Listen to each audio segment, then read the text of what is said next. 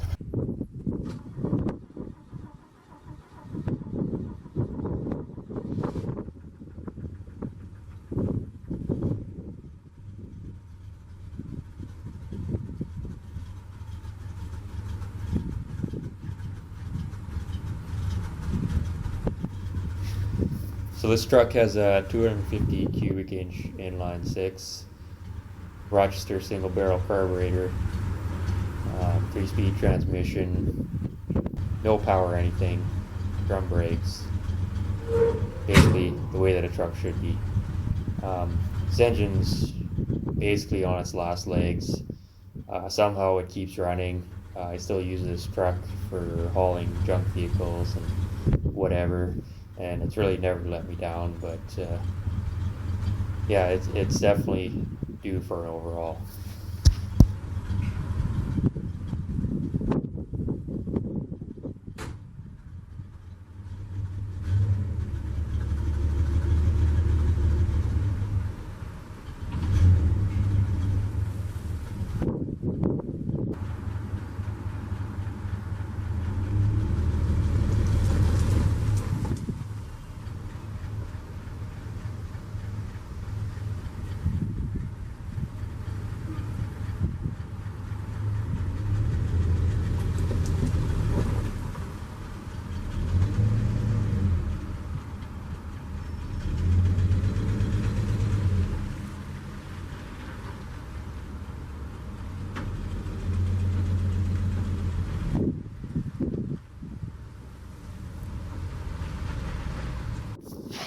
So if you've ever wondered what it's like to watch a idiot push a Model T around by himself, well, today's your lucky day.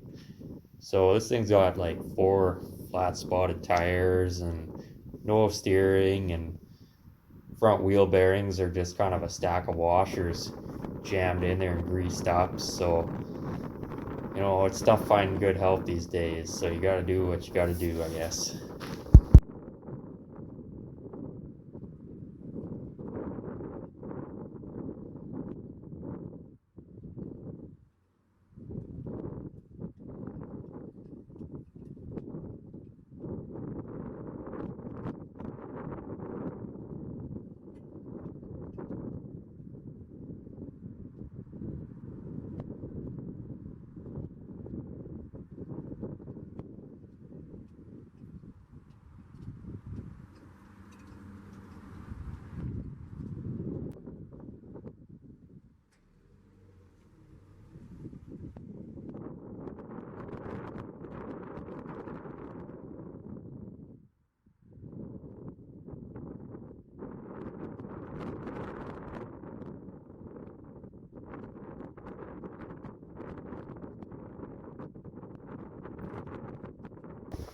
So I'd say the cold start was a success.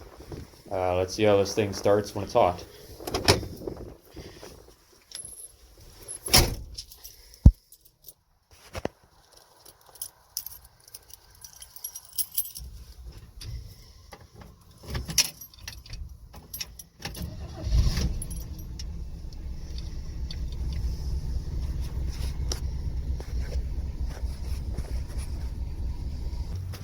You may find it hard to believe, but this old Model T actually spent the last, I'd say 7 decades laying on its side in a ravine.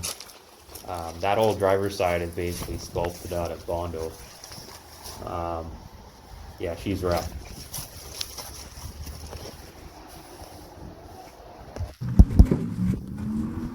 We now have some very special footage to bring you of the automotive hoarder in his natural element.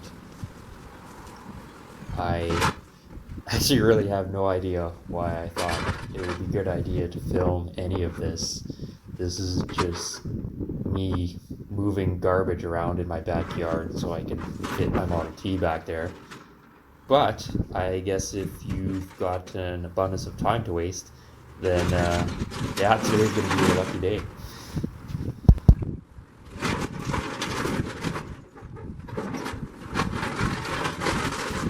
The item I'm about to carry is a 1933 Chevy Coupe fender. These fenders were 1 year only, so they're quite rare, and that one's really not worth anything. So here's a quick lawn care tip for you all. Before cutting your grass, you want to relocate your pile of junk Model A frames. This really allows for a more thorough job, and it really shows pride of ownership in your property when your grass isn't growing through your Model A frames.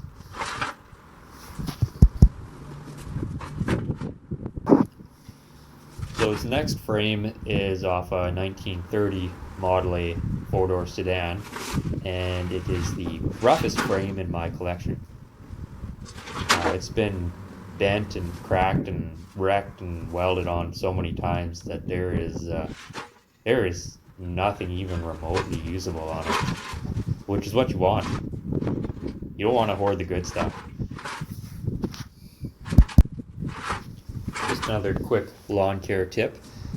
Final step before cutting your grass is to remove your downspout and your jug of antifreeze from the area.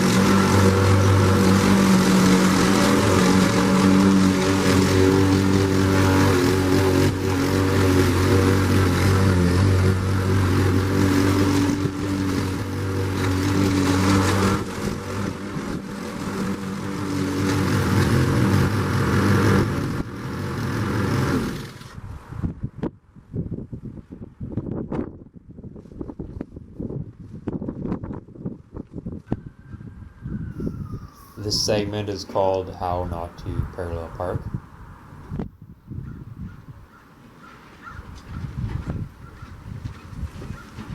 So I bought this Model T off the original owner's grandson.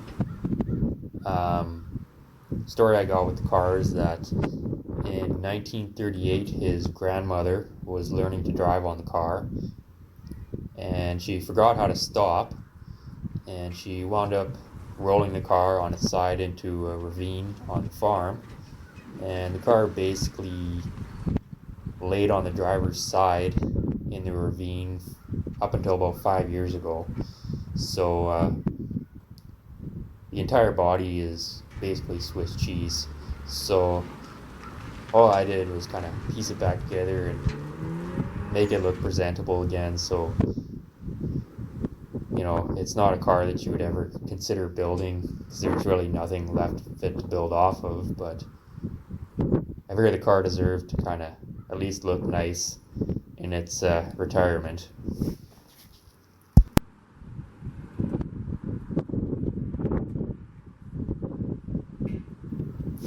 So I didn't count how many points that this turn ended up being, but you know, I can assure you that it's quite a few.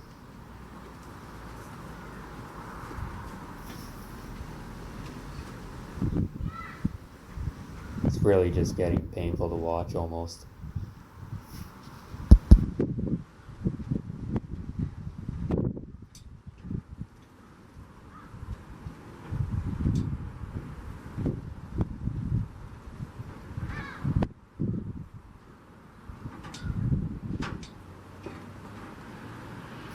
So if anyone's interested, the camera tripod that I'm using in this video was made by General Motors.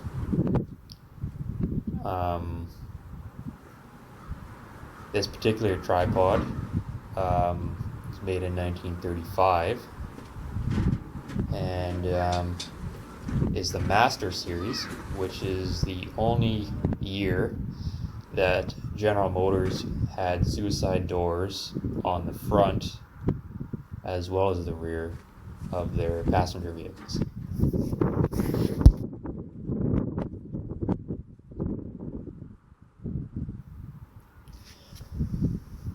So I guess one of the reasons that I chose to push this car around by myself, as much of a struggle as it is that this is actually, believe it or not, quite a delicate process due to the compromised structural integrity of the vehicle.